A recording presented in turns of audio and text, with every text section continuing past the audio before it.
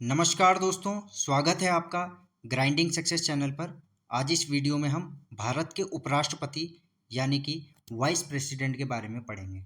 ठीक है, जैसे कल की वीडियो में हमने भारत के राष्ट्रपति पद, शक्तियाँ, कर्तव्य व उनसे संबंधित महत्वपूर्ण अनुच्छेदों के बारे में पढ़ा था। ठीक है, आज इस वीडियो में हम भारत के उपराष्ट्रपति यानी कि वाइस प्रेसिडेंट के बारे में पढ़ेंगे। तो देखिए, उपराष्ट्रपति देश का दूसरा सर्वोच्च पद होता है। ठीक है, उपराष्ट्रपति जो होता है वो देश का दूसरा सर्वोच्च पद होता है और पहला सर्वोच्च पद कौन होता है? वो होता है राष्ट्रपति। ठीक है, यहाँ से एक क्वेश्चन बन जाता है डायरेक्ट एग्जाम में, तो पूछ लेगा कि बताइए देश का पहला सर्वोच्च पद कौन सा होता है? तो वो होता है राष्ट्रपति महोदय। दूसरा सर्वोच्च पद तो वो होता है उपराष्ट्रपति। इस चीज़ को आपने ध्यान रखना है। ठीक है, उपराष्ट्रपति को जनता द्वारा सीधा नहीं चुना जाता, बल्कि परोक्ष यानी कि अप्रत्यक्ष विधि से चुना जाता है। ठीक है दोस्तों, तो उपराष्ट्रपति का जो चुनाव होता है वह भी अप्रत्यक्ष विधि से होता है। ठीक है, उपराष्ट्रपति संसद के दोनों सदनों के सदस्यों के निर्वाचक मंडल द्वारा चुना जाता है। तो देखिए, जो उपराष्ट्रपति के चुनाव में कौन कौन भाग लेता है? तो उपराष्ट्रपति के चुनाव में संसद के दोनों सदनों के सदस्यों के निर्वाचक मंडल द्वारा चुना जाता है। और इस निर्वाचक मंडल में कौन कौन शामिल होंगे? इस निर्वाचक मंडल में संसद के निर्वाचित और मनोनीत दोनों सदस्यों शामिल होते हैं। ठीक है, दोनों सदस्य होते हैं इसमें शामिल। कौन कौन? जैसे दोस्तों, निर्वाचक मंडल में संसद के निर्वाचित और मनोनीत यानी कि जैसे दो सदन है, लोकसभा और राज्यसभा। तो निर्वाचित लोकसभा के निर्वाचित और मनोनीत दोनों सदस्य, और राज्यसभा के भी निर्वाचित और मनोनीत दोनों सदस्य उपराष्ट्रपति के चुनाव में भाग लेते हैं। ठीक है, इसमें राज्यों की विधानसभाओं का कोई भी सदस्य नहीं आएगा और न ही दिल्ली या पुदुचेरी के विधानसभाओं के कोई भी सदस्य इसमें नहीं आएंगे। ठीक है, उपराष्ट्रपति के चुनाव में बस आपको याद रखना है, उपराष्ट्रपति के चुनाव में केवल लोकसभा और राज्यसभा के दोनों निर्वाचित और मनोनीत, ठीक है, लोकसभा और राज्यसभा के दोनों निर्वाचित और दोनों सदस्य जो हैं उपराष्ट्रपति के चुनाव में भाग लेते हैं। ठीक है, जबकि राष्ट्रपति के चुनाव में कौन कौन भाग लेता था? राज्यसभा, लोकसभा के दोनों के निर्वाचित सदस्य प्लस राज्यों की विधानसभा के निर्वाचित सदस्य प्लस दिल्ली और पुदुचेरी के जो विधानसभाएं हैं उसके निर्वाचित सदस्य। ठीक है, तो ये तो हो गए राष्ट्रपति के। और उपराष्ट्रपति के चुनाव में केवल राज्यसभा और लोकसभा के दोनों के निर्वाचित और मनोनीत दोनों सदस्य शामिल होते हैं। ठीक है, इस चीज़ को आपने ध्यान रखना है। यहाँ से डायरेक्ट क्वेश्चन बन जाता है, बताइए कि उपराष्ट्रपति के चुनाव में कौन कौन भाग लेता है या कौन कौन शामिल होता है। ठीक है, तो उसमें आपका आंसर रहेगा राज्यसभा और लोकसभा के दोनों सदनों के निर्वाचित और मनोनीत दोनों सदस्य। ठीक है, इस चीज़ को आपने ध्यान रखना है। आगे देखते हैं।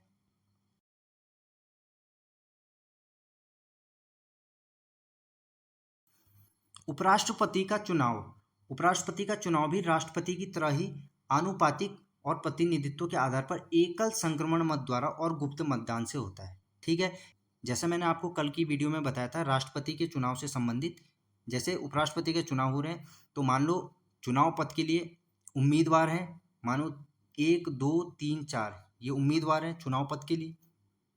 ठीक है, तो जब भी मतपत्र दिया जाएगा, तो मानो कि अगर मैं सदस्य हूँ राज्यसभा या लोकसभा का, चाहे निर्वाचित हूँ चाहे मनोनीत हूँ, तो उपराष्ट्रपति के निर्वाचन कैसे होता है? जैसे राष्ट्रपति का होता है एकल संक्रमण मत द्वारा। तो मैं वरीयता के अनुसार, यदि मैं 4 नंबर को पहले वरीयता देना चाहूँ तो मैं 4 नंबर का नाम पहले लिखूंगा। उसके बाद यदि मुझे लगता है कि मैं 2 नंबर का वरीयता देना चाहूँ तो 2 नंबर का नाम, दूसरे नंबर पे दूसरा नंबर। यदि मुझे लगता है कि तीसरे नंबर पे पहले वाले का और जो ये वाला उम्मीदवार है इसका नाम आखिरी में। वैसे ही यदि कोई किसी दूसरे सदस्य को मतपत्र मिलता है तो वो अपनी वरीयता के अनुसार, यदि उसे लगता है कि 2 नंबर को पहले स्थान पर वो वरीयता दे रहा है तो वो 2 नंबर को पहले लिख देगा। उसके बाद यदि उसे 1 नंबर लग रहा है तो 1 नंबर लिख देगा। उसके बाद यदि उसे 4 लग रहा है तो वो 4 लिख दे। यदि आखिरी में फिर जो 3 बचा है वो 3 है। तो इस प्रकार से ये उपराष्ट्रपति के चुनाव होते हैं। ठीक है, उपराष्ट्रपति और राष्ट्रपति के जो चुनाव की प्रक्रिया है वो सेम ही है। इस चीज़ को आपने ध्यान रखना है। आगे देखते हैं, उपराष्ट्रपति चुनाव हेतु अर्हताएं। देखिए, अर्हताएं का मतलब क्या होता है? एलिजिबिलिटी या फिर क्वालिफिकेशन। ठीक है, इस चीज़ को आपने ध्यान रखना है। अर्हताएं, राष्ट्रपति के लिए क्या योग्यता है, क्या अर्हताएं हैं, इस चीज़ को देख लेते हैं। क्या है इसमें दिया गया कि वह भारत का नागरिक होना चाहिए। ठीक है, वह 35 वर्ष की आयु पूर्ण कर चुका हो। ठीक है, आगे वह राज्यसभा का सदस्य बनने योग्य हो। ठीक है, उपराष्ट्रपति पद के लिए वह राज्यसभा का सदस्य बनने योग्य हो। वह किसी लाभ के पद पर ना हो। ठीक है, वह किसी लाभ के पद पर ना हो। लाभ के पद से यहाँ पे सरकारी नौकरी, किसी भी विभाग में, केंद्र में या राज्य में, वो किसी भी सरकारी नौकरी पर ना हो। ठीक है, सरकारी नौकरी पर ना हो यानी कि लाभ के पद पर ना हो। ठीक है, तो ये रही उपराष्ट्रपति की चुनाव हेतु योग्यताएं या अर्हताएं। ठीक है, इसमें आगे देख लेते हैं शपथ। तो उपराष्ट्रपति को शपथ कौन दिलाता है? तो उपराष्ट्रपति को उसके पद की शपथ राष्ट्रपति द्वारा दिलाई जाती है। ठीक है, राष्ट्रपति महोदय जो है उपराष्ट्रपति को उसके पद की शपथ दिलाते हैं। ठीक है, इस चीज को आपने ध्यान रखना है। आगे देख लेते हैं शक्तियां और कार्य। शक्तियां और कार्य, उपराष्ट्रपति राज्यसभा के पदेन सभापति के रूप में कार्य करता है। ठीक है, तो देखिए ये जो पदेन शब्द है इसका अर्थ समझिए। पदेन का मतलब होता है यदि कोई उपराष्ट्रपति बन गया, माना यदि कोई उपराष्ट्रपति पद के लिए चुना गया है, जो दावेदार उपराष्ट्रपति पद के लिए चुना गया है, जो राष्ट्रपति बन गया है, वो अपने आप ही राज्यसभा का सभापति बन जाएगा। ठीक है, तो पदेन का मतलब यह है स्वतः ही, अपने आप ही। ठीक है, तो वो अपने आप ही स्वतः ही पदेन सभापति के रूप में, राज्यसभा के पदेन सभापति के रूप में कार्य करता है। ठीक है, तो ये पदेन सभापति का मतलब यही है कि वह जो है, जो भी उपराष्ट्रपति बनेगा तो वो अपने आप ही स्वयं ही राज्यसभा का सभापति भी बन जाएगा। ठीक है, इसके कहने का अर्थ यह है। आगे देखते हैं इसमें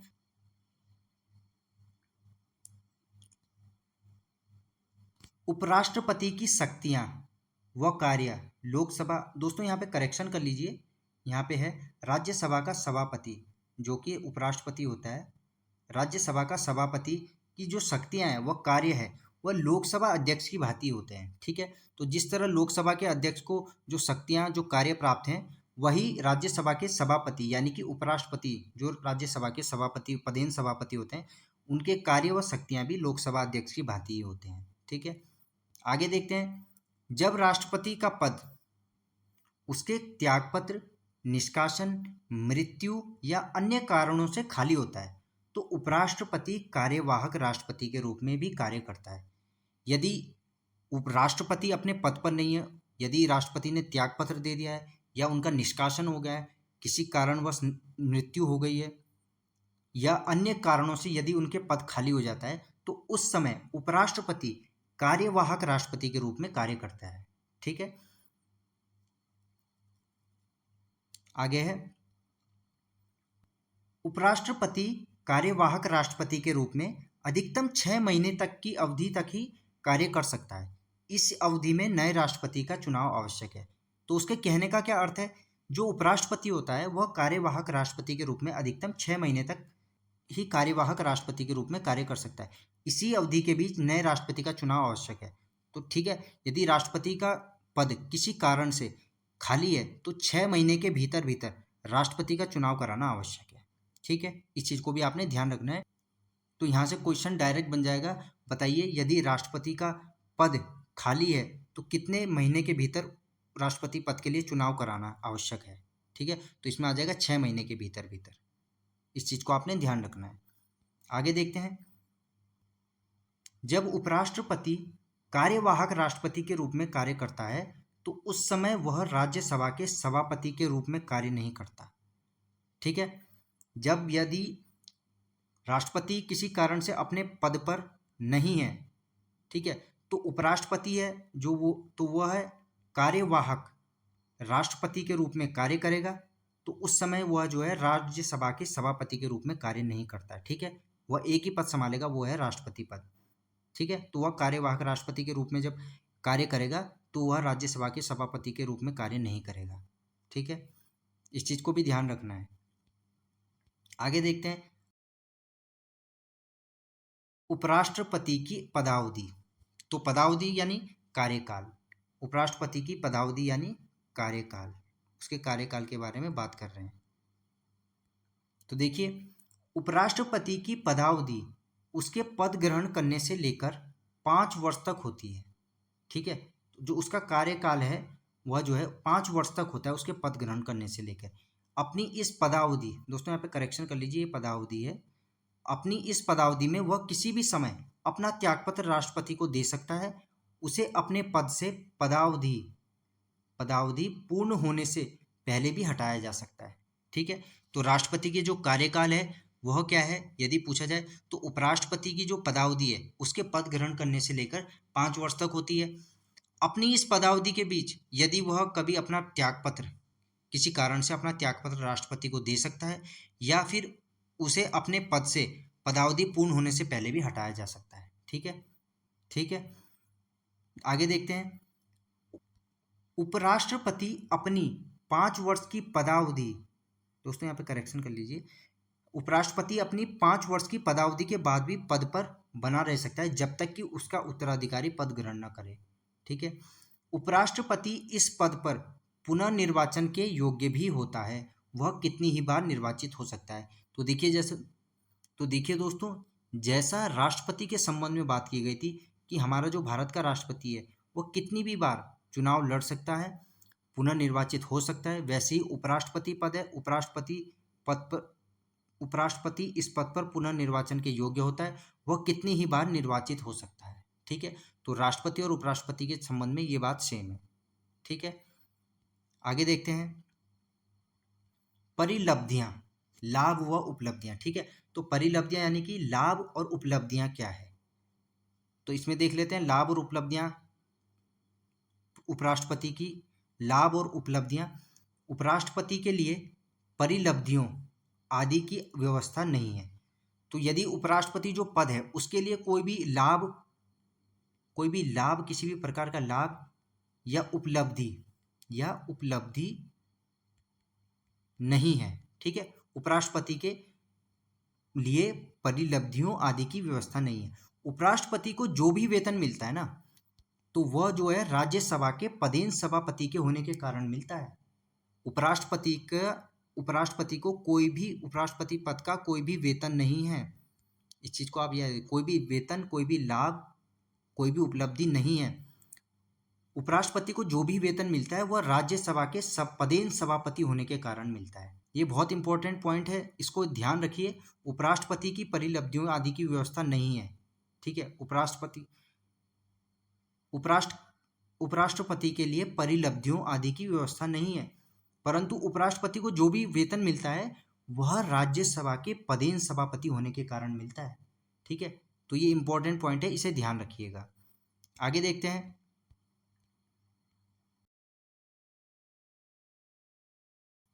उपराष्ट्रपति जब किसी भी अवधि में कार्यवाहक राष्ट्रपति के रूप में कार्य करता है तो उसे राष्ट्रपति को प्राप्त होने वाले वेतन भत्ते मिलते हैं। ठीक है, उपराष्ट्रपति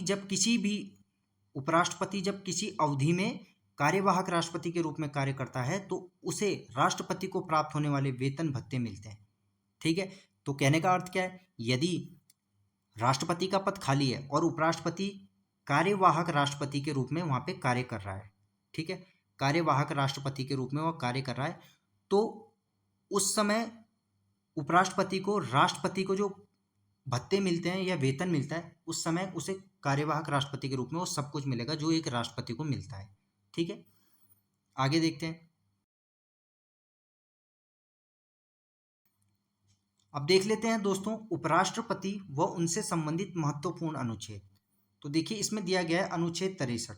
अनुच्छेद 63 में क्या है, यह अनुच्छेद भारत के उपराष्ट्रपति पद की व्यवस्था करता है कि भारत का एक उपराष्ट्रपति होगा। अनुच्छेद 63 में यह बताया गया है कि भारत का एक उपराष्ट्रपति होगा। इस अनुच्छेद में भारत के जो उपराष्ट्रपति पद की है उसकी व्यवस्था की गई है। ठीक है, नेक्स्ट है अनुच्छेद 64। अनुच्छेद 64 क्या कहता है, इस अनुच्छेद में बताया गया है कि भारत के उपराष्ट्रपति राज्यों की परिषद यानी कि राज्यसभा के पदेन सदस्य होंगे, यानी कि उपराष्ट्रपति बनते ही वे अपने आप राज्यसभा के सभापति बन जाते हैं।